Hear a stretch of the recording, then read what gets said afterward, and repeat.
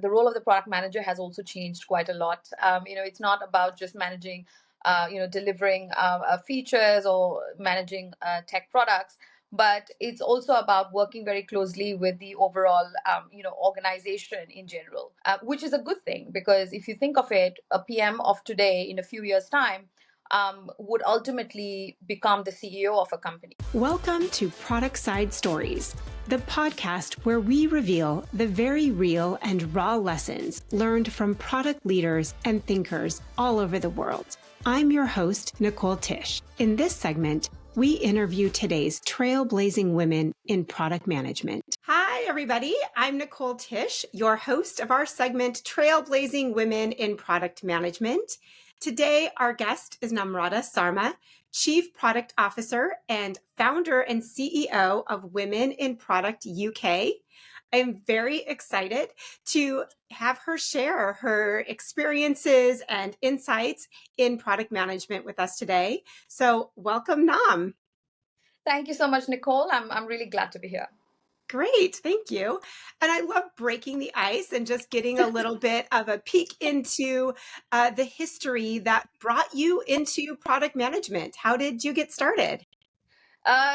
My story is, it's not very unconventional, unfortunately. My career started as a software engineer. I wasn't doing something completely random. I was still very much part of the tech ecosystem. So the beginning of my career, I did my computer science engineering during my undergrad, and started working as a software engineer the early part of my career. So my career started in a large consulting company, and my work was very global in nature and took me to different countries as well. And I had a little change in career. I did my MBA back in 2011. So when I graduated in 2012, and in the UK it's a 1-year MBA, that's when I actually ventured into product management. But it was not a thing here. Product management was not really a job back then. Project management was very popular. But somehow I found my foot in, companies where they had some sort of a loosely based product function. So that was the beginning. However, I have to say that most of my early kind of bosses have been CTOs. So I've been part of the tech organization. Interesting. Okay, so maybe you were a little paving the way a bit Yes. in terms of defining product Yeah. management in the UK. That's very exciting. So, looking from where you started to where you are today, Nam, is there something that's really inspiring you in product management today, especially there in the UK? Yeah, I mean, we've come a long way, because 2012 is what, almost 12 years ago now, right? So more than a decade ago, like there was no product discipline. And now, obviously, the CPO role is quite popular. A lot of companies do have the chief product officer role. So I think that itself, I would say, is a big shift and a big progress in the world of product. So that definitely inspires me. The other thing that inspires me, I think, is the emergence of just kind of different flavors of product management that we see today. The role of the product manager has also changed quite a lot. It's not about just managing, delivering features or managing tech products, but it's also about working very closely with the overall, organization in general. So I think it's become more generalist in nature, which is a good thing because if you think of it, a PM of today in a few years' time would ultimately become the CEO of a company. So it's a very clear kind of direction, in that way, which is not necessarily true if it was part of the product function. So I think it has changed quite a lot. And yeah, that really excites me because in the UK, product used to be a delivery role, a very delivery focused role back in the days. And now it's changing. It's changing a lot. And that makes me happy. It seems more strategic, more holistic across the Yeah, company than exactly. absolutely. I mean, that's how it should be. It should have been even in the beginning. But it's just that I think when there is a new kind of function, it always kind of evolves with time, as they say. So I would say product management, especially in this country, has definitely evolved over time. But I'm really hopeful about the future. That's great. That's exciting. So tell me, in your position, I imagine you Yeah. work with lots of teams and lots of Yeah. stakeholders. Is there something you're learning currently in working with your stakeholders? I mean, there is a big change in. I mean, we are not living. I don't think we are living in normal economic times. I think the times are quite tough at the moment. It's quite challenging for a lot of businesses of any size. I think Gen AI has posed a lot of questions in terms of strategic direction of companies and funding and where should all the money be going and things like that. So I think organization. I mean, my experience has mostly been in larger organizations, and I think the kind of companies where I work, it's generally international in nature as well. And I'm quite lucky that I get to see how kind of tech is disrupting, or modern tech or new tech is disrupting different countries or different ecosystems as well. So Interesting. definitely what I see here in the UK or Europe is money is no longer cheap. So, getting funding, etc., is becoming more difficult. But even if you're a well-funded company or a listed business, there is a lot of scrutiny over how the money is being spent. So growth at all cost is not the agenda anymore. So I cannot just I cannot just present to my board that, look, I'm the CPO and my team is helping the company grow in numbers. That's not enough. I have to be very mindful about how we are actually making money, making revenue for the organization, and helping the company in becoming profitable, and helping the company in run its operations efficiently. So I think that that's quite different from, let's say, a few years ago, where product functions were seen as growth levers. We were hired to grow the company in numbers mainly. Let's say if it's a consumer app, we have to grow the number of users and make sure retention is good. But now that's not the case. It is about the revenue, but it's also about the continued kind of recurring revenue as well. So it's very different. I think things have Interesting. changed in the last few years, which has made the CPO role probably more exciting, but actually more difficult as well. Yes, exactly. And what do you like most about working across all of those divisions within a company, right? I hear you Yeah, saying that your position is more and more strategic across the yeah. company. What do you like most about working in that dynamic? So I've been super fortunate. I've had CPO role twice now. In one of the roles, I had to do a lot with engineering teams, and my background is in software engineering, so it comes quite naturally to me. And then, in my latest role, I handle bits and bobs of marketing as well. I handle market research, insights, of course, data, design, product, community growth. So it's a very broad kind of function, I would say. So my team is extremely multifaceted in terms of their skill sets, and I consider me to be very grateful, because I don't think there's too many CPO roles where you get to handle or get to manage such a diverse team in terms of skill sets. Yes. So I would say that for me is something that really stands out, and I love such roles in general. Great. Yes. And is there something really challenging in working with that diversity of teams? Yes, yes. I mean, the biggest challenge is context switching, because today morning I could be in a design meeting, and then the next hour I could be in a marketing meeting, and then after that I could be in a completely different data science meeting, for example.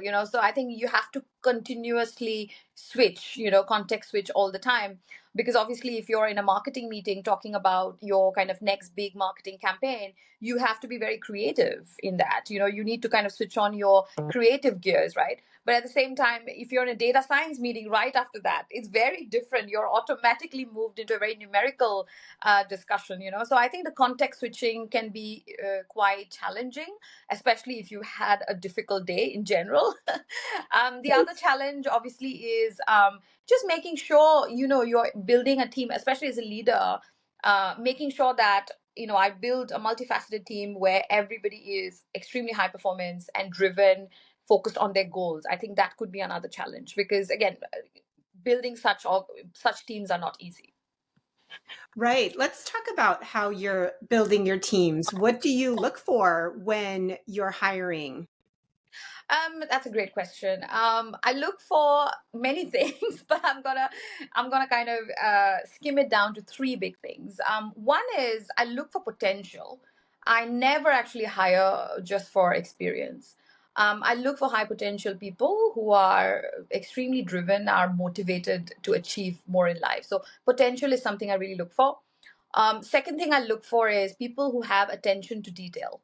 And this is something I have learned through my own experience. My attention to detail is quite high, but I have met people who are even who have a much higher attention to detail for me than me, for example. And these kind of people generally do quite well. And you can, as a manager, I can trust them with challenging projects because I know they're going to do it well. I know that they will be extremely attentive with, with the deliverables. So for that is the second thing for me. And the third thing I think for me is um the community building, people who can bring a community together, who can work with different teams without any egos, without any people challenges. Because again, ultimately, it doesn't matter how intelligent you are, if you do not gel with your team, especially in international environments, if you're working with global teams, right? If you're working with multicultural, multiple cultures, which generally is the case, I think if you can't do that, then you can never be successful in a team environment, right? So for Well, me, and I think product is a team sport ultimately. So for absolutely. me, definitely, I think potential, attention to detail, and the third thing for me is just kind of team building, people who are very good in team environments. Right. That's super important, and especially as you're saying in that global environment, that the product manager really impacts the culture of a Yes. company, of a team, of the work environment. So I understand that that's really important. And I want to shift a little bit as our series here is about trailblazing women in product management. And I'm really excited about how you have started Women in Product UK.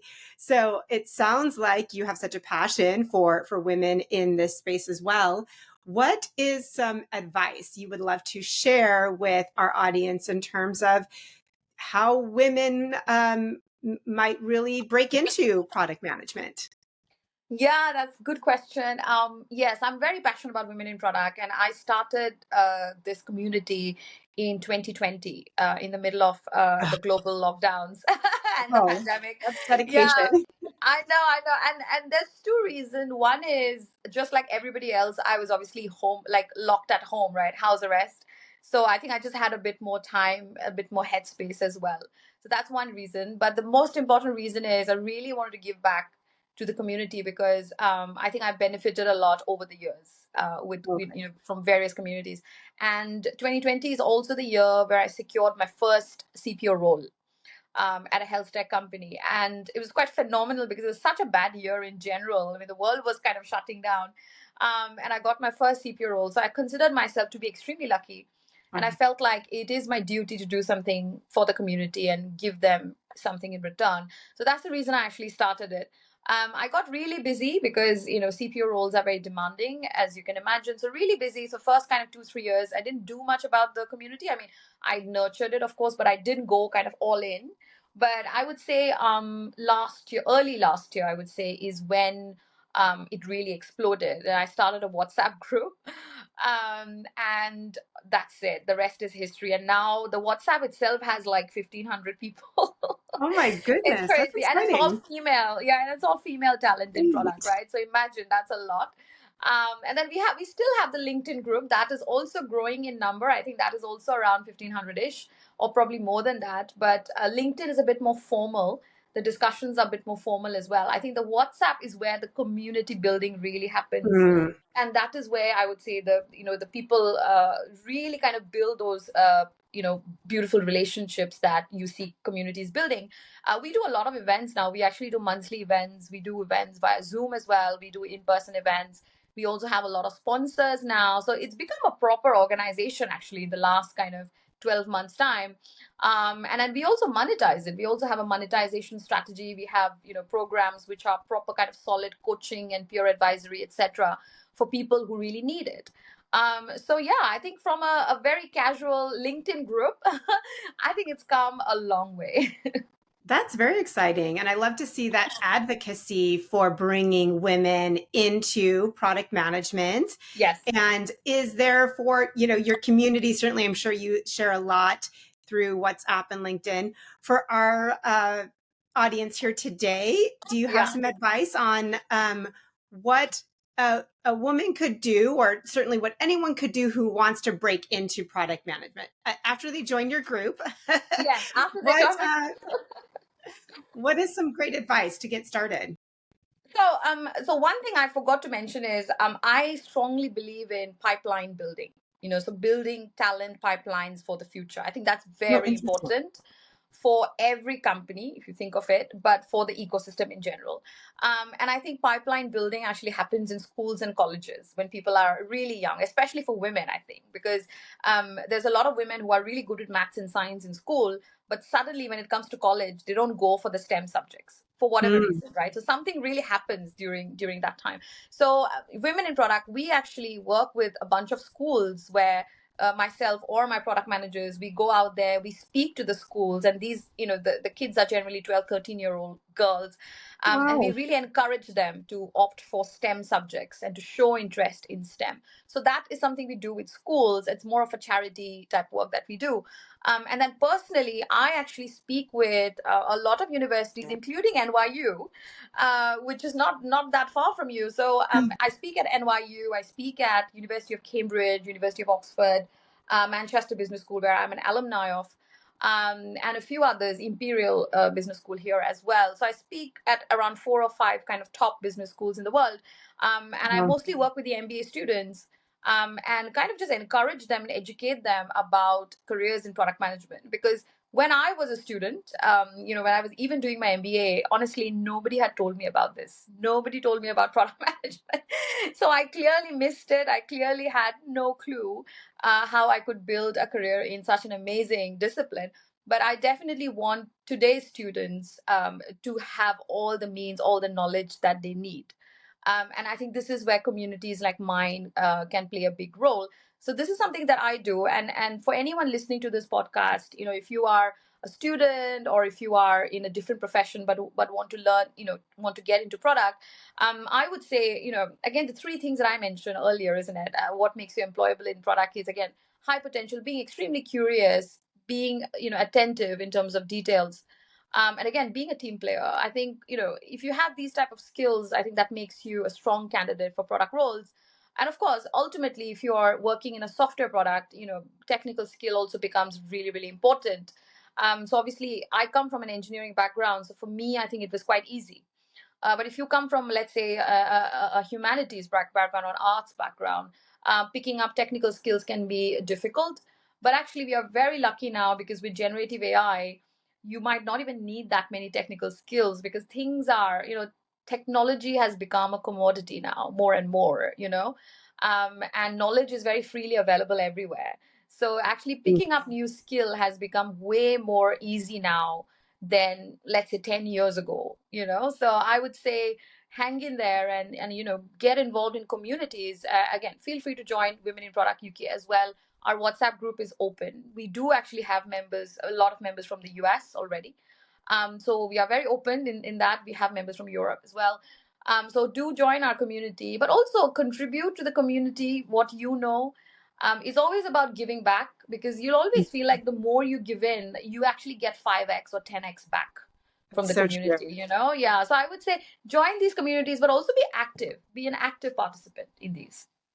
Well, and I love how you are showing yourself as an example to women and men, both from middle school through college, that Yes. you are such an example that they can look up to and see that woman trailblazing in product management at such a high position with so much experience. So that's really exciting. It makes a difference, especially as you're saying yourself, you didn't have that example to look up Yes. to. So well, thank you so much, Nam. I love that you are sharing your experiences and being that advocate for more and more folks to join into the discipline of product management. We're obviously big advocates of that here at Productside. And so I definitely want to thank you so much for being with us Yes. today. Thank you, Nicole.